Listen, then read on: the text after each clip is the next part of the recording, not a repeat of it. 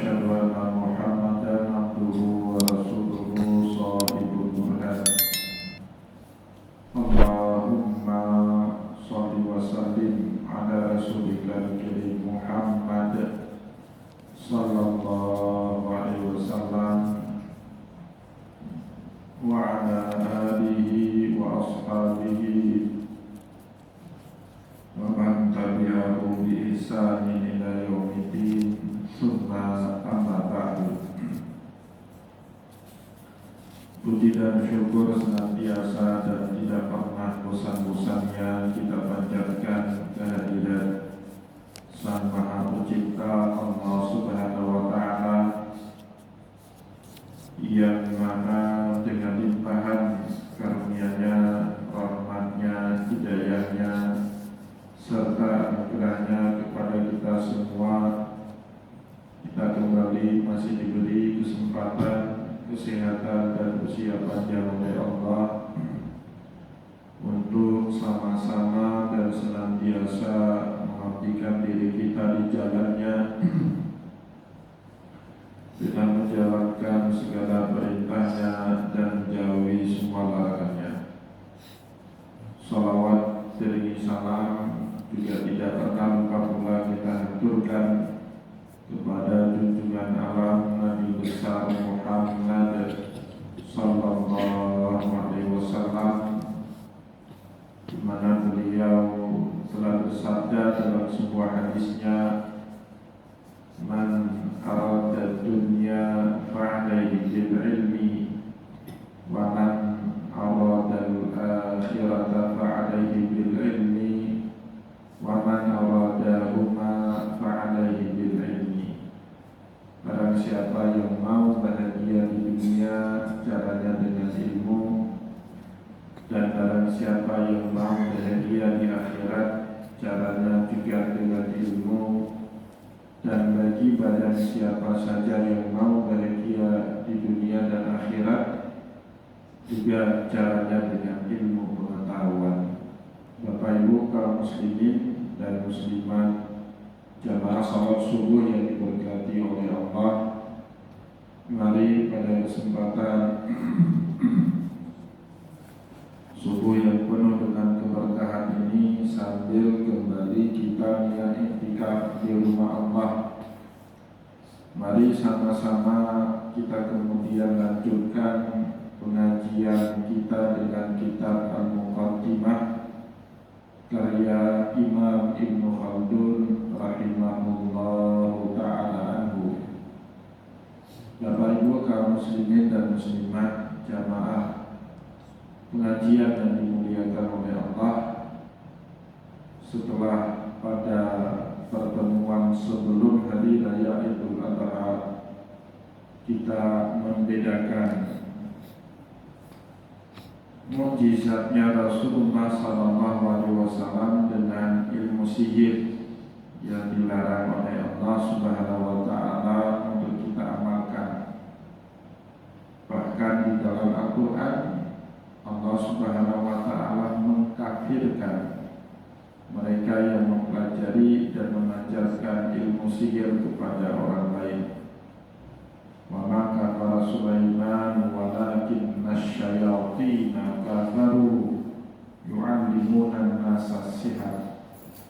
Tidaklah sekali-kali Sulaiman itu kufur kepada Allah, sebab ia mengajarkan ilmu sihir kepada manusia, karena Sulaiman alaihissalam tidak pernah menguasai sihir, dan juga tidak mungkin orang yang tidak menguasai ilmu sesuatu mengajarkan ilmu itu kemudian kepada orang lain. Tetapi Allah di dalam ayat itu mengatakan walakinna asyayatina kafaru yu'allimuna an-nasa as-sihr. Yang kafir itu syaitan yang mengajarkan ilmu sihir kepada umat manusia.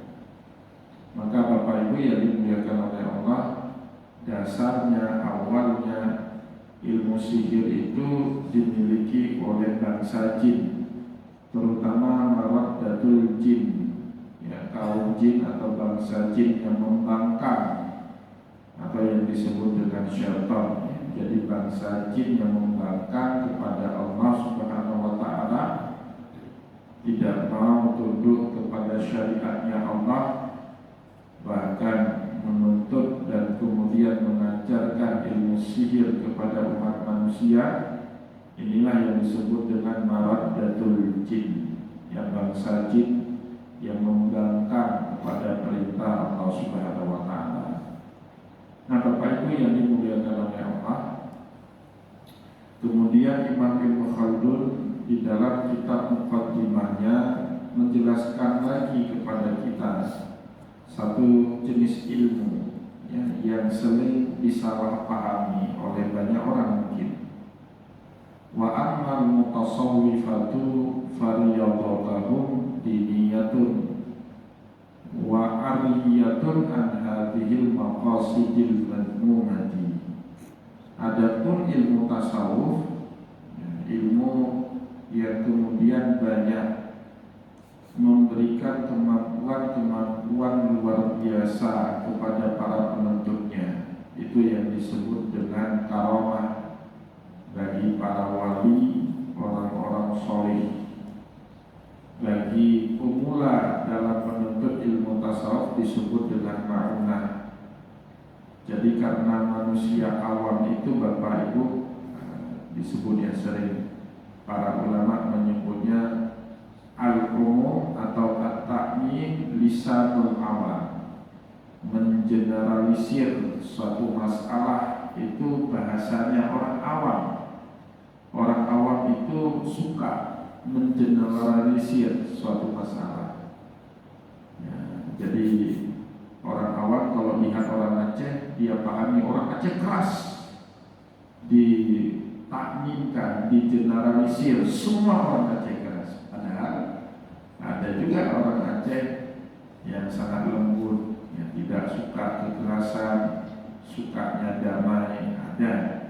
Tapi orang awam tidak mampu Bapak Ibu mentafsir, merinci masalah, membedakan yang satu dengan yang lain. Itu bukan kemampuannya orang awam. Maka para ulama mengatakan at-ta'mim lisanul awam, mengeneralisir masalah itu bahasanya orang awam. Aneh nawa oleh karim sama itu mengeneralisir masalah. Padahal mana ada sama antara orang mereka yang satu dengan yang lain. Nah, maka Bapak Ibu, orang awam biasanya menyamakan semua kemampuan manusia di luar nalar yang bisa dicerna oleh manusia pada umumnya sebagai sihir. Nah, padahal kita di dalam akidah Islam, di dalam tauhid atau juga di dalam syariat meyakini betul yang namanya mukjizat beda dengan sihir. Begitu juga sihir beda dengan karamah, karamah beda dengan ma'unah, ma'unah beda dengan irhas. Itu salah satu pelajaran tauhid yang wajib kita ketahui sebagai bentuk pembeda antara satu dengan yang lain. Irhas amrun khariqul adah qabla nubuwah, suatu peristiwa yang terjadi pada diri calon seorang nabi sebelum fase dan masa kenabiannya. Itu disebut dengan irhas. Lahir Nabi Muhammad, api agama Zoroaster di Iran Bapak Ibu, atau agama Majusi. Di Iran dulu banyak penyembah api atau disebut dengan agama Majusi. Ribuan tahun tidak pernah ada api itu. Tapi lahir Nabi Muhammad, tiba-tiba saja api itu ada. Itu namanya irhas.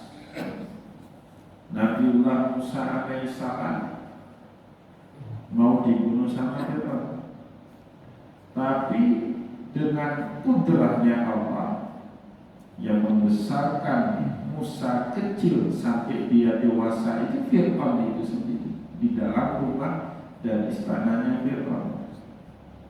Itu bukan mukjizat, irhas. karena kejadiannya sebelum masa kenabian Musa, sebelum masa kenabian Muhammad. Isa baru usia 1, 2, 3 hari sudah bisa ngomong lancar seperti orang dewasa. Inni Abdullah atani al-kitab wa ja'alani nabiyya wa ja'alani mubarakan aynama kuntu wa awsani bis salati wa zakati ma dumtu hayya. Itu bukan mukjizat ya, tapi irhas sebelum masa kenabian nabi-nabi tersebut. Setelah mereka jadi nabi, itu baru mukjizat, dipandu langsung kalau mukjizat itu oleh Allah Subhanahu wa taala. Isa yang dulu hanya sekedar bisa berbicara ya, saat dia kecil, sekarang ketika jadi nabi bahkan bisa menghidupkan orang yang sudah mati.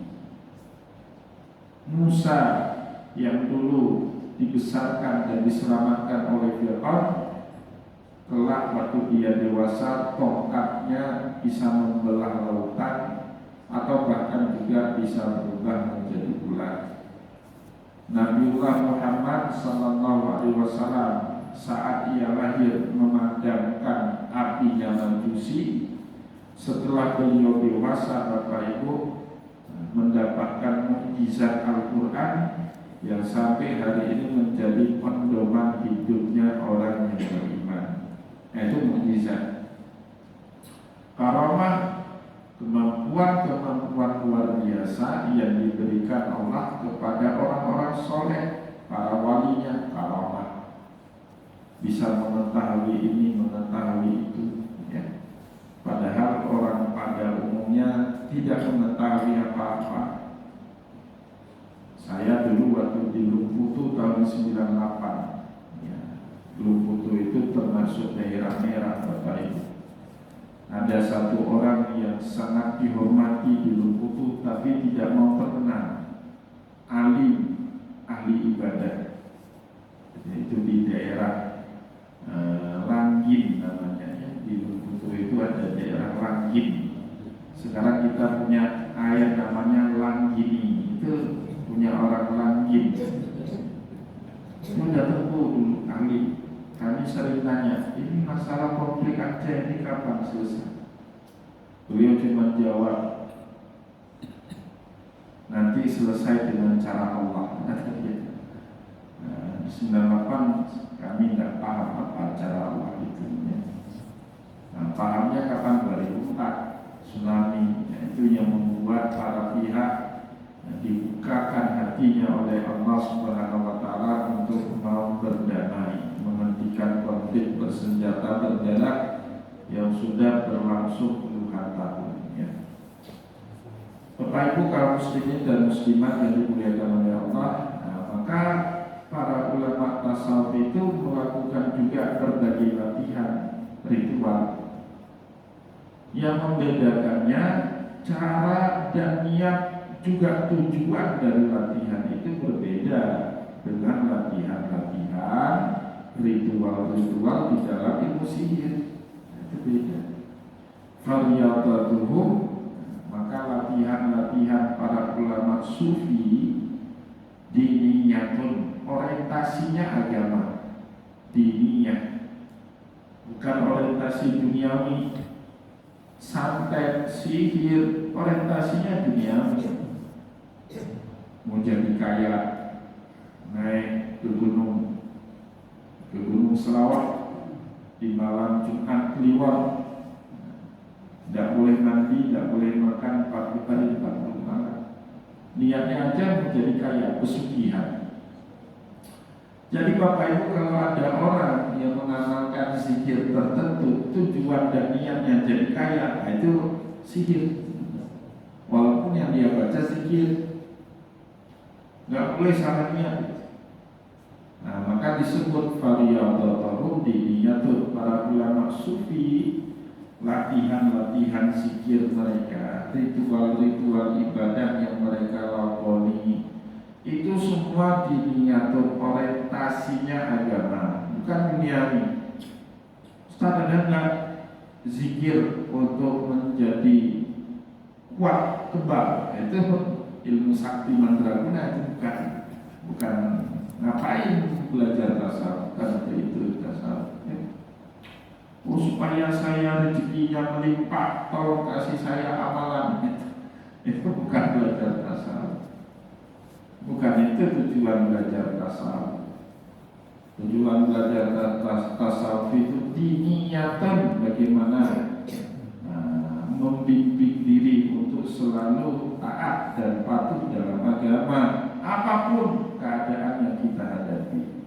Ariyatun an hadhil maqasidil madhumati. Nah, maka ritual dan latihan dalam ilmu tasawuf ariyatun, terlepas an hadhil maqasidil madhumati, dari segala tujuan yang tercela. Nah, bahwa dari mengamalkan sihir itu atau mengamalkan zikir itu kemudian Allah mudahkan rezeki kita, Allah lapangkan hidup kita, mudahkan kita dalam menyelesaikan semua urusan, itu kompensasi semata, Bapak Ibu. Anugerah, fadilah dari amalan zikir atau ilmu tasawuf yang kita geluti. Nah, itu hanya kompensasi, tidak boleh itu jadi tujuan. Nah, orang belajar ilmu sihir biasanya punya dendam, ingin balas, sakit hatinya sama orang lain. Nah, itu sudah salah niat. Kalau dalam ilmu tasawuf itu salah niat. Maka sebelum Bapak Ibu jauh belajar ilmu tasawuf, belajar ilmunya, belajar amalannya, ritual zikirnya, terlebih dahulu yang harus kita luruskan niat. Yang kedua, hati kita, Bapak Ibu, harus bersih. Tidak boleh punya niat dan maksud selain hanya untuk mendekatkan diri kita kepada Allah. Yang namanya manusia pasti muncul di dunia niat yang tidak benar, apalagi kalau ada kesempatan saat kita lemah, ya. Nah, tapi kemampuan kita menangkal dan menepis niat itu menjadi penting. Masuk dia, tidak usah berlarut-larut, tepis terus, hilangkan semua yang berorientasi selain daripada Allah Subhanahu wa Ta'ala. Innama yaksiduna jam'al hikmati wal iqbali anallahi bil kulliyat.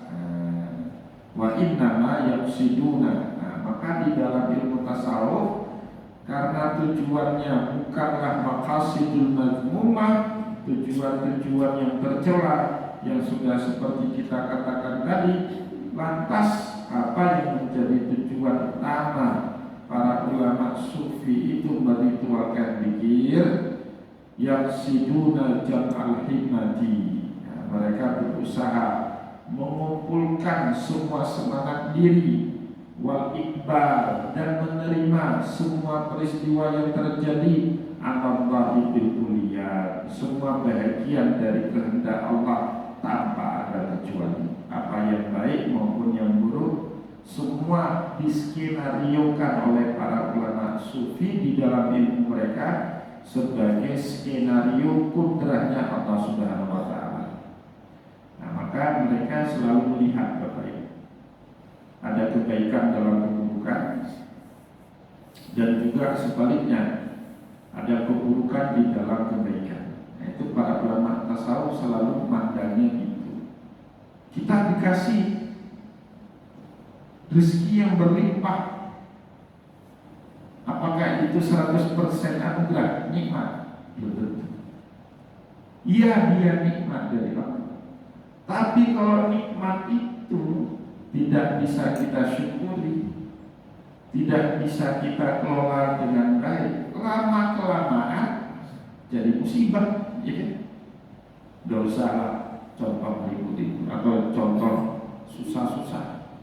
Bapak Ibu dikasih makanan sama tetangga, kemudian kebetulan tetangga kita itu buat kenduri, kasih makanan banyak, enak-enak, semua makanannya cocok di lidah kita. Tapi Bapak Ibu makannya lepas kontrol. Lepas itu makanan itu jadi nikmat atau jadi penyakit? Jadi penyakit. Betapa sering kita mendengar dalam kehidupan sehari-hari orang masuk rumah sakit setelah pulang dari kenduri, Pak. Pulang dari kenduri orang punya kenyang perutnya. Tapi ini masuk nama rumah sakit, diabetesnya naik, kolesterolnya juga, tekanan darahnya naik. Kenapa? Karena dia gagal mengelola nikmat sehingga menjadi musibah. Begitu juga Bapak Ibu, jangan pikir semua musibah itu bencana. Tidak. Kadang-kadang justru musibah itulah pintu awal untuk kita mendapatkan nikmat yang lebih besar. Ya. Bagi bapak-bapak ingin sekali nikah dengan istri muda, tapi tidak ada keberanian, nggak dikasih sama si ibu istri tuanya, nggak kasih. Awas ya, kalau sunat sekali lagi biar habis itu. Tiba-tiba si ibu sakit meninggal dunia, musibah itu. Tapi sekaligus pintu nikmat kan gitu. Iya. Nah, maka saya menarik sekali Bapak Ibu tafsir yang diberikan oleh Imam Al-Alusi dalam kitab Ruhul Ma'ani surat Ar-Ra'd ayat 13. Innallaha la yughayyiru ma biqaumin hatta yughayyiru ma bi anfusihim. Apa tafsir yang beliau kasih? Kata Imam Al-Alusi, Allah tidak punya niat untuk mengubah akhir baik dari perjalanan hidup. Cuma Allah ingin sedikit memberikan perjalanan yang berliku agar ada cerita di setiap perjuangan hidup. Allah tak ada niat mengubah ini harus ini supaya hidup kita baik. Tidak ada. Cuman dikasih sedikit ujian supaya ceritanya menarik. Kalau kehidupan kita datar, menarik nggak? Tidak. Saya Bapak karena dulu termasuk santri nakal banyak cerita. Kalau dulu serius nangis. Saya 2 kali dibotak di pesantren dulu. Nangis Pak waktu dibotak. Pulang minta belas kasihan sama orang tua, kena tampar gitu. Berdarah. Tapi sekarang Pak, kalau cerita itu sambil ketawa. Ada cerita dalam perjuangan, dalam perjuangan untuk ilmu. Bapak Ibu pernah nggak dulu berdebat di kantor dengan atasan, dengan sesama pegawai kantor waktu rapat, berdebat sampai naik berantakan, sampai marah-marah. Ketika pensiun ketemu lagi, nanti nggak dia mau tanya mau pagi Pak, ya tuhnya ketawa besar-besar, enggak.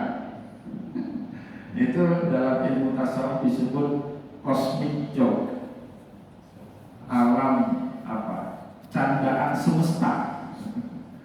Dulu kita anggap serius, di masa depan kita mencandai apa yang kita seriuskan itu. Ya. Maknanya apa? Kata Allah dalam Al-Quran, dalam hidup ini tidak ada yang serius, main-main semua. Kan kata Allah itu ya, innama hadhil hayatud dunya na'ibun walah. Sesungguhnya kehidupan dunia ini tempat bermain dan senda-gurau. Seserius apapun Bapak Ibu dulunya, nanti di masa depan jadi bahan ketawaan semua. Ya. Saya dulu waktu di pesantren ada teman ranking 1 terus. Tidak pernah saya bisa kalahkan dia ranking 1. Akhirnya saya punya ide nakal. Semester ini, 1 bulan ini saya harus jadi ranking 1. Dia harus nomor 2. Gimana caranya? Buku dia saya curi semua. Saya sembunyikan. Saya ambil semua, saya sembunyikan. Dia capek jadi nggak bisa belajar. Betul Pak, jatuh. Belakangan setelah setelah ujian bagi rapor dia tahu ternyata buku dia nggak hilang, saya yang ngambil. Marah sekali dia, mau berantem sama saya, marah sekali, serius kan. Nama teman saya itu Rahmat Hikal, sekarang kerja di BPNH, pengelola migas Aceh, Badan Pengelola Migas Aceh. Pinter anaknya Pak, S2-nya aja di Prancis. Sekarang kalau ketemu di kedai kopi Pak, nanti nggak ada kan yang cukup sambil ketawa ceritanya Pak. Padahal tahun 2000, tahun 98 dulu waktu masih di pesantren itu kami hampir berantem, tapi sekarang ceritanya sambil bertawa. Nah, itu namanya cosmic joke, candaan semesta. Apapun yang hari ini Bapak Ibu anggap serius, suatu hari nanti jadi bahan tertawaan kita semua. Maka yang harus serius itu apa Pak? Yang gak akan pernah jadi bahan candaan. Bahkan kalau Bapak bercanda tentang itu, kelak menangis kita menyesal. Apa? Sholat kita, ibadah kita, ya, zikir kita, itu nggak boleh canda. Hari ini Bapak Ibu berzikir sambil bercanda, besok menangis menyesal. Maafkan para umayang. Nah, maka besok-besok kalau ada sama dia jangan nitip lagi pesantren. Ya kira-kira. Nah, jangan ya. Harus serius Pak. Ini ada jamaah yang masih ini kalau udah saya pimpin sama dia. Astagfirullah, dia pakai awalan wadhahiran akhiran abadinan. Kulawah hati doa betul, meter kedua. Karena itu yang harus diseriusin. Ya, kalau nggak kita serius itu Pak, nanti menyesal kita di akhirat itu ya. Yang lain di dunia ini candaan semua kata Allah. Dan ulama tasawuf berhasil mengilmukan itu Bapak. Kita kan nggak percaya. Kalau kata Allah inna mahadil hayatun dunya lahun walaih, kita tidak percaya. Tapi yang mampu mengilmukan itu ya para ulama tasawuf. Maka para ulama tasawuf tidak pernah terlalu serius sama dunia Pak. Tidak ada yang harus digenggam mati di dunia ini. Digenggam cukupnya saja. Kalau nggak sanggup lagi, baiknya dilepas. Kalau nggak dilepas, takutnya pegal tangan kita. Megang ini sampai 1 jam pegal nggak Pak? Pegal capek. Begitu juga dunia. Kalau kita pikir 24 jam pusing kita itu. Padahal 5 tahun lagi apa yang kita pusingkan sekarang kita ketawain cuma aja mulai dulu bukan? Nah, itu jadi ilmu bagi kita semua. Maka satu-satunya yang menjadi himmah, yang menjadi obsesi, ya, cita-cita, niat, tujuan dari ulama tasawuf dalam melakukan ibadah ini, ibadah itu, ritual ini, ritual itu, al-iqbalu alallahi ta'ala bil kuliyat, memasrahkan diri, menerima semua kudrat iradahnya Allah Subhanahu wa ta'ala dengan sempurna. Maka mereka selalu bisa melihat di balik musibah pasti ada anugerah karena dari Allah. Dan juga sebaliknya, di balik nikmat kalau tidak mampu kita kelola dengan baik pasti ada musibah. Itu kan makna dari firman Allah, la in syakartum la azidannakum. Kalau kita mampu mensyukuri setiap nikmat Allah beri tambah. Tapi kalau tidak mampu, Allah wala in kafartum inna adzabi lasyadid. Azab Allah Subhanahu wa ta'ala itu tadi liyahsulalahum azwaqul ahadul irfani wa tauhid. Dengan itulah Bapak Ibu tercapai pada diri ulama sufi itu azwaq. Azwaq itu jamak dari kata suq, rasa, ilmu rasa, ya. Ahlul irfan, orang-orang ahli irfan wa tauhid, atau orang yang tauhidnya mendalam. Ibadah itu bukan bukan hanya formal syariat, tapi harus ada rasa. Kalau dalam menjalankan ibadah nggak punya rasa, kan? Itu setengah hati kita lakukan, nggak menikmati kita, apa sholat kita, apa zikir kita, baca Al-Quran kita, kalau nggak pakai rasa itu setengah hati kita lakukan, nggak menikmati. Ya, kenapa ada orang betah lama-lama dalam ibadahnya? Karena sudah menikmati itu. Ya, ketika dia menikmati, baru muncul yang namanya azwaq. Itu yang menjadi tujuan para ulama sufi. Maka Pak, ulama tasawuf itu paling benci dengan suatu perkara dunia yang bisa menawarkan atau menghambarkan rasa dia dalam beribadah. Kan banyak Pak ya, kalau masalah banyak kadang-kadang terbawa dalam masalah atau dalam sholat. Itu paling dibenci sama para ulama tasawuf ya. Nggak ada lagi dia punya rasa terhubung dengan Allah. Ibarat kata Bapak itu punya HP, sudah kerjanya 24 jam dengan menggunakan teknologi HP.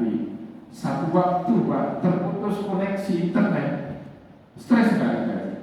Stres, karena sudah ketergantungan. Begitulah kita harus bergantung kepada Allah. Stres kita Pak. Sekali waktu koneksi kita dengan Allah itu putus, itu seharusnya lebih stres dibandingkan koneksi HP kita putus dengan internet. Ya, nah itu yang menjadi tujuannya para ulama tasawuf. Wa yaziduna fi riyadatihim ilal jam'i wal jumu', dan mereka menambah dalam latihan, ya, dalam latihan spiritual. Riyadah itu latihan spiritual. Jadi Bapak Ibu harus menggunakan ajang hidup ini sebagai tempat latihan spiritual, ya. Ilal jami, salah satu tempat latihan spiritual bagi ulama tasawuf kapan? Ilal jami, saat dia berbaur dengan masyarakat. Itu tempat latihan Pak. Yang paling enak ngamali ilmu tasawuf itu sendiri, menyendiri dalam gua, dalam kamar, gak keluar-keluar. Itu gak ada ujian, gak ada tantangan. Allah suruh kita waktu basar jaga pandangan, kita nggak ada lihat siapapun di situ.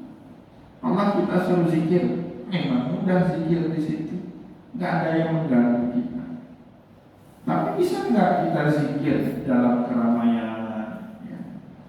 Ada kebisingan, hiruk pikuk, tapi hati kita tetap menyendiri khusyuk kepada Allah dalam zikir kita. Lagi nunggu misalnya di bandara, orang ramai lalu lalang, kita daripada buang waktu terus berzikir kepada Allah. Bisa nggak?